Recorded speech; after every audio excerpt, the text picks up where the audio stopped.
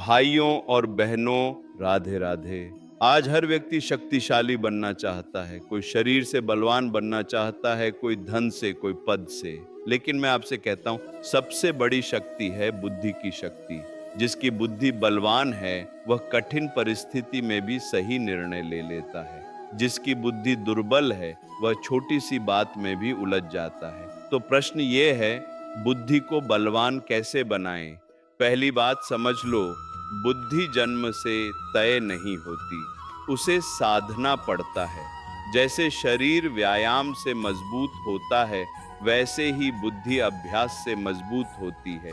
पहला उपाय, सत्संग और अच्छा अध्ययन।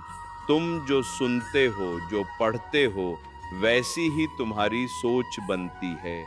अगर दिन भर नकारात्मक समाचार, व्यर्थ वीडियो और दूसरों की आलोचना सुनोगे, तो बुद्धि भी वैसी ही हो जाएगी, चंचल और भ्रमित।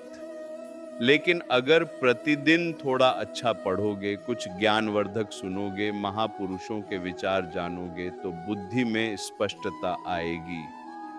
दूसरा उपाय, मौन और चिंतन। बुद्धि शोर में नहीं, शांति में तेज होती है। हर समय बोलते रहना, हर समय मोबाइल में लगे रहना बुद्धि को थका देता है। प्रतिदिन कुछ समय मौन में बैठो, अपने दिन के बारे में सोचो।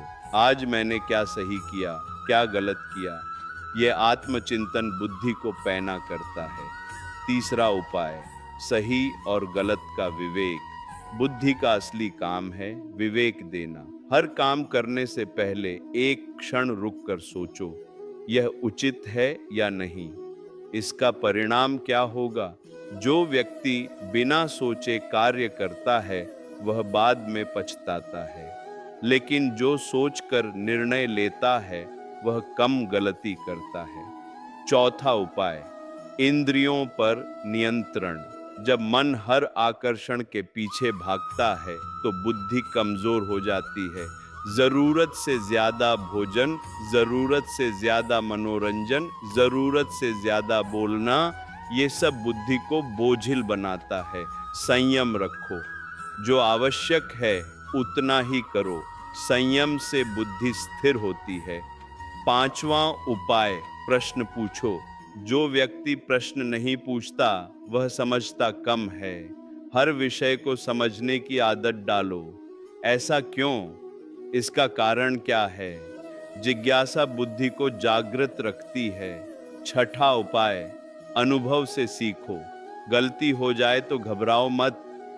हर गलती एक शिक्षक है, लेकिन वही गलती बार बार दोहराना बुद्धि की कमजोरी है। एक बार ठोकर लगी तो अगली बार सावधान हो जाओ, धीरे धीरे तुम्हारी समझ बढ़ेगी। सातवां उपाय, सकारात्मक संगति। जिनके साथ तुम बैठते हो, उनकी सोच का प्रभाव तुम पर पड़ता है। अगर संगति बुद्धिमान लोगों की है, तो तुम्हारी सोच भी गहरी होगी। अगर संगति केवल समय बिताने वालों की है, तो बुद्धि भी हल्की रह जाएगी। इसलिए संगति का चुनाव सोच समझ कर करो। आठवां उपाय, शरीर का ध्यान। अस्वस्थ शरीर में बुद्धि भी स्पष्ट नहीं रहती।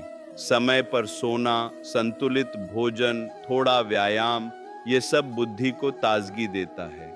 थका हुआ शरीर सही निर्णय नहीं ले पाता। और सबसे महत्वपूर्ण बात, अहंकार छोड़ो। अहंकार बुद्धि का सबसे बड़ा शत्रु है। जब व्यक्ति सोचता है मुझे सब पता है, तभी उसकी सीखने की प्रक्रिया रुक जाती है। विनम्र बनो, स्वीकार करो कि अभी बहुत कुछ सीखना बाकी है। यही भावना बुद्धि को निरंतर बढ़ाती है। और एक गहरी बात सुन लो, बुद्धि केवल जानकारी से नहीं बढ़ती, अनुभूति से बढ़ती है। ज्ञान पढ़ने से आता है, लेकिन समझ अनुभव से आती है। जब तुम जीवन को ध्यान से देखते हो, हर घटना से सीखते हो, हर व्यक्ति से कुछ ग्रहण करते हो, तब तुम्हारी बुद्धि परिपक्व होती है।